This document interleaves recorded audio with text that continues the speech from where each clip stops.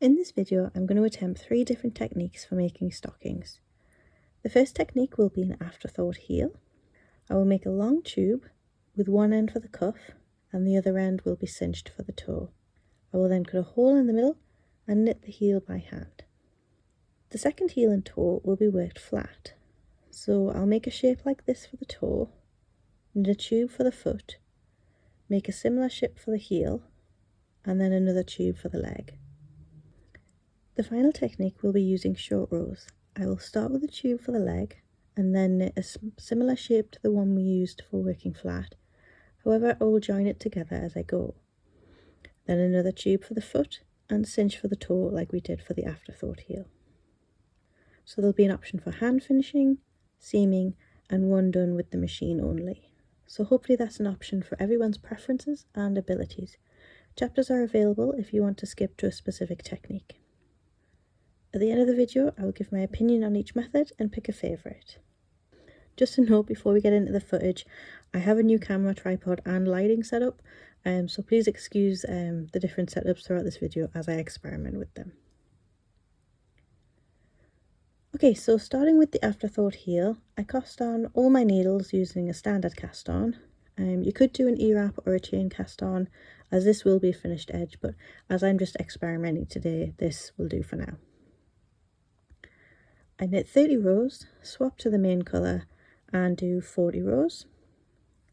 I add a marker for the heel and knit a further 16 rows and then finish off with 15 rows in the contrast colour and cast off using the same yarn. Right, so let's do the easy part first and cinch this end closed and add a few stitches to make it secure. Now I can decide how much to fold over, but first I secure these loose ends where we changed colour. I pull on the end of the yarn just to make it a little tighter, so you can finish this edge off if you want to. And I'm going to fold it into thirds, making sure to uncurl it as much as possible. And I use the yarn tail just to add a few stitches, which weaves in the end and secures the brim all in one go. But you could also stitch this down too. Last thing to do is the afterthought heel. So find your stitch marker and I'll just swap to another angle so you can see better. So a normal heel pattern is usually half the circumference and decreased to a third. So I'm going to pick up the left leg of 24 stitches on this row. And if you lose your place, just trace the path of the yarn. And that's what the little wiggle of my needle is, me tracing its path. So go slow, it's not a race. And if you miss one, it will take you longer to fix it. When you've done a row, go back and count that you have 24. I need one more. Spin your project round and we're going to repeat that, leaving one row between which we will unravel.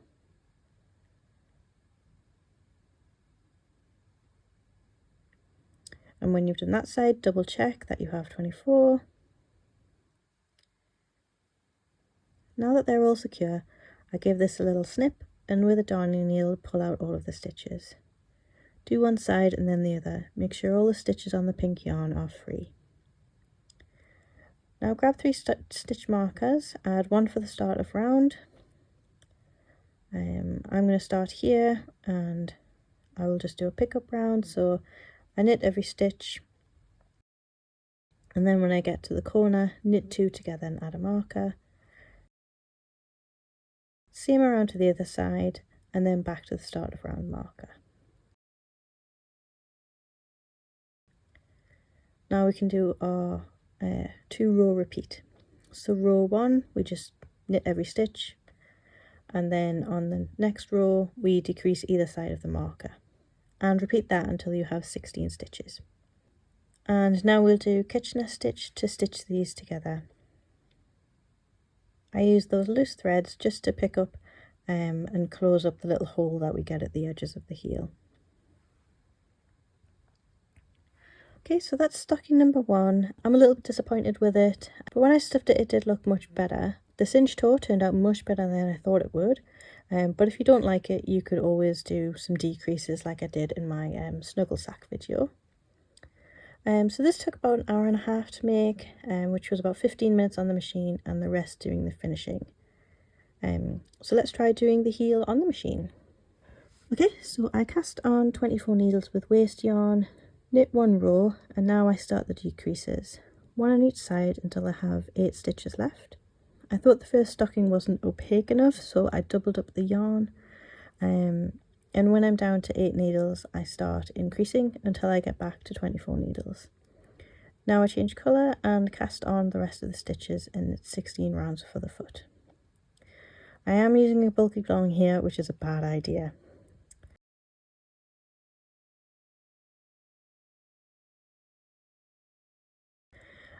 So heel time, so knit to needle 24, needles 25, 26, 27 need stitch keepers so they don't unravel, and then back to needle 1, where needles 48, 47 and 46 need stitch keepers too. Now for the decreases, same as we did for the toe, until we have 8 needles and then back up to 24 needles. Place those kept stitches back where they belong and do 40 rounds for the leg, switch to the white yarn and do 30 rounds for the cuff. And now we just stitch up the sides of the heels and toes and connect the toe to the foot using Kitchener stitch.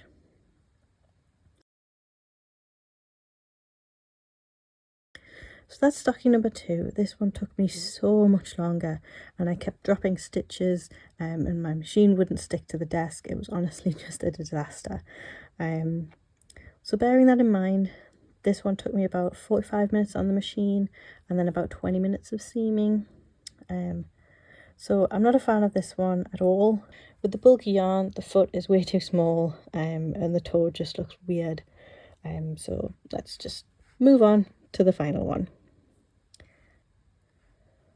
Okay, so for the final technique, I cast on and knit 30 rows, changed colour and did 40 rows for the leg.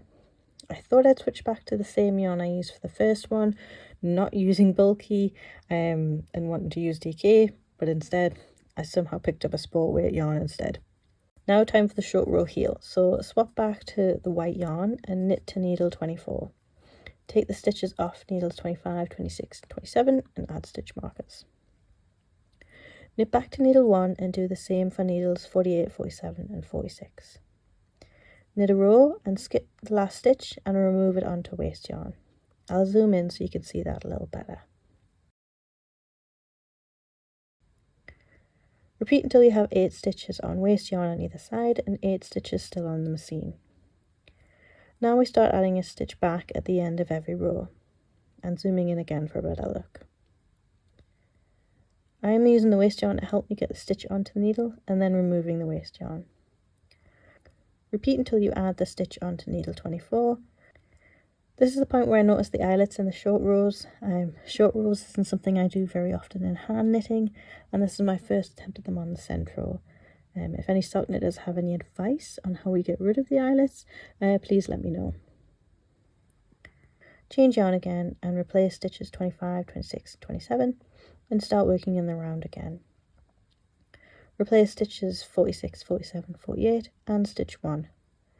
Now I knit 16 rows in the cream colour and swap back to white for 15 rows. Okay, so now we cast off the machine and cinch in the tube and tie a knot. Fold over the cuff, and this is stocking number 3. So this took me just over half an hour from start to finish, and other than the bad yarn choice, I think this is the best one so far. So these are my 3 stockings. I would put the work flat one in 3rd place. Maybe I'm biased just because the yarn and the machine give me so much trouble during this one, which has nothing to do with the technique, but I also just don't like how the toe looks. 2nd place would be the afterthought heel. I just don't like knitting socks by hand. I don't know why I thought I would enjoy this. And the toe didn't turn out as pretty as I would have hoped. But I have no doubt that that's my fault, and an experienced sock knitter would do a much better job. So that puts the short row version in 1st place. Even with the little eyelets in the heel and the terrible yarn choice, it was the most enjoyable process for me, and I think the prettiest stocking. If I was planning on using this for presents, I would line it anyway to avoid the knit stretching out with the weight of the gifts inside, so the holes would be covered anyway. Okay, so that's all for this video. I'm sorry it was a bit of a whirlwind experimental, not really a polished tutorial. And I'm sure there are plenty other ways to knit socks, but I'm all knitted out today. So if you have any ideas, please add them in the comments.